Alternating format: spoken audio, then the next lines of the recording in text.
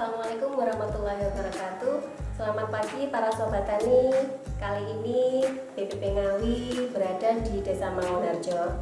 Saya Wahyu Estutami, PPL Wilayah Binaan Desa Mangunharjo, bersama dengan Bapak Joko Purnomo, Ketua Kelompok Tani Kardi Mulyo 3, akan menggali informasi dan pengalaman beliau bagaimana bisa menjadi juara tingkat kabupaten, kemudian meningkat menjadi juara provinsi. Kita persilakan Pak Joko untuk memperkenalkan diri dulu. Assalamualaikum warahmatullahi wabarakatuh. Perkenalkan, nama saya Joko Purnomo. Saya Ketua Kelompok Tani Kardi Mulyo 3 Desa Mangunharjo.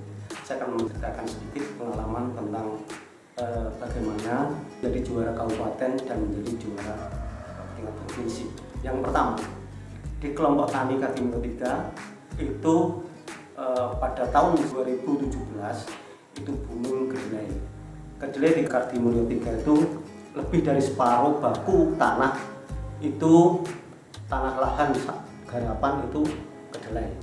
Makanya kami ketua kelompok berinisiatif supaya kedelai itu menjadi komoditas prioritas di kelompok kami.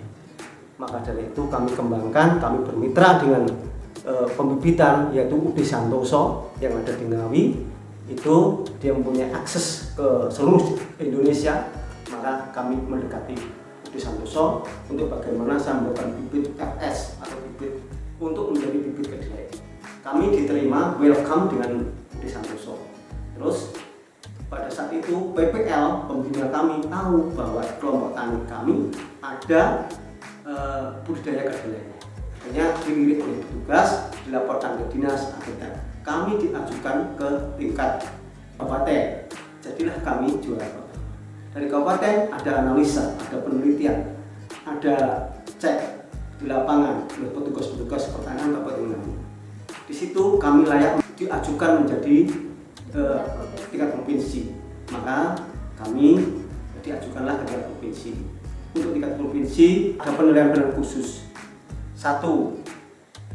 Kelompok harus bermitra, harus ada hulu dan hilir, mulai dari keuangan, penerimaan hasil panen.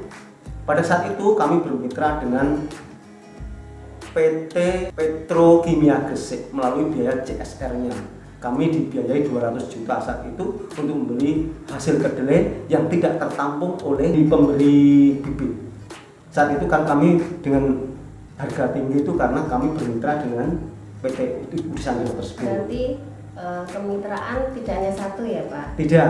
Dari dua sisi, dari penyedia bibit dan ada perusahaan-perusahaan modal, ya modal ada dari untuk membeli hasil panen. Betul. Nah hasil itu uang itu untuk membeli hasil panen dan kita salurkan kepada pedagang-pedagang kedelai dan tempe. Di situ ada pedagang tahu, pedagang tempe. Saat itu kita bermitra dengan pabrik tahu yang ada di Kandangan dan tempe yang ada di Kerek. Saat itu lokal Kabupaten Ngawi, dan ada cemilan kedelai saat itu. Kalau bahasa Ngawinya itu tidak gede, itu cemilan kedelai itu. Terus ada penilaian lagi dari provinsi. Kami harus mempunyai kelompok manfaatnya. Seperti apa itu Pak? Manfaat yang dirasakan oleh masyarakat sekitar khususnya ya Pak, terutama keluarga petani. Untuk kelompok itu kami ada, kalau waktu panen kita mengambil kas dari hasil kedelai tersebut itu Rp100 per kilo. Itu untuk kelompok penanam kedelai. Apabila keluarganya sakit itu diberi santunan sosial.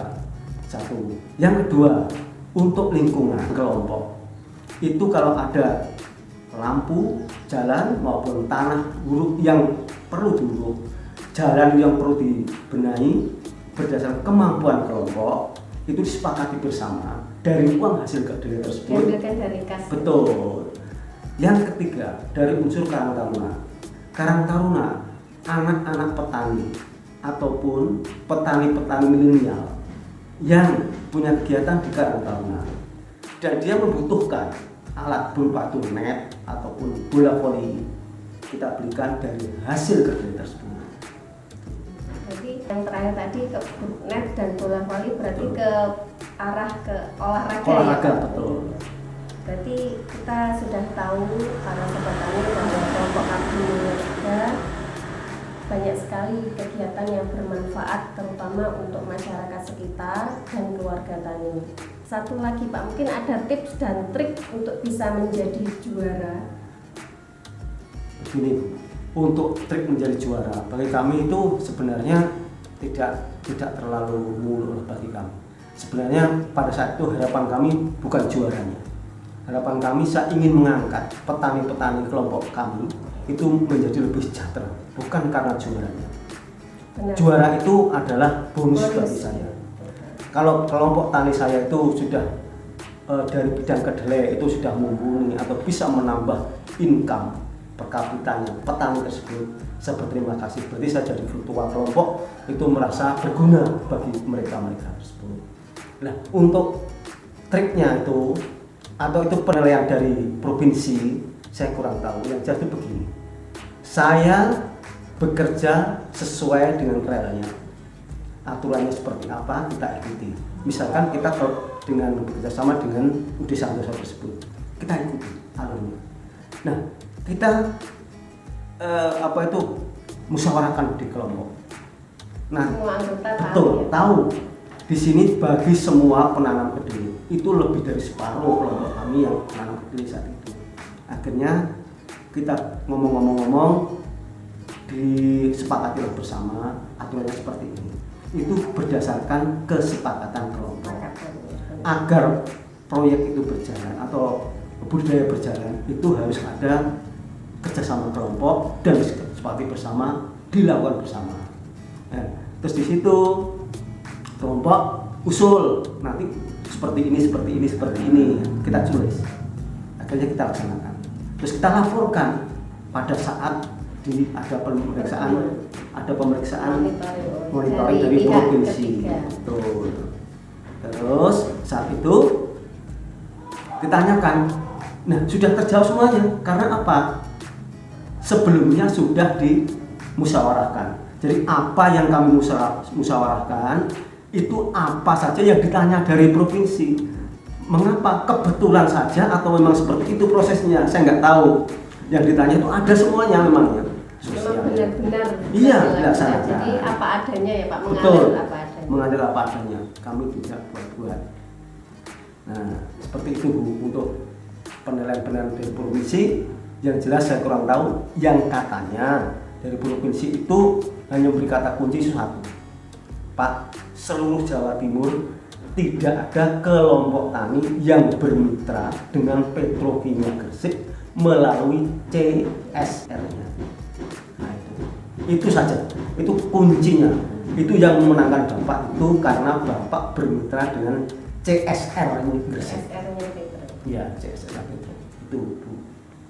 Demikian tadi para sobat tani, podcast kita kali ini bersama dengan Bapak Joko Purnomo, Ketua Poktan Abdi Mulyo 3 Desa Mangunharjo, Kecamatan Ngawi.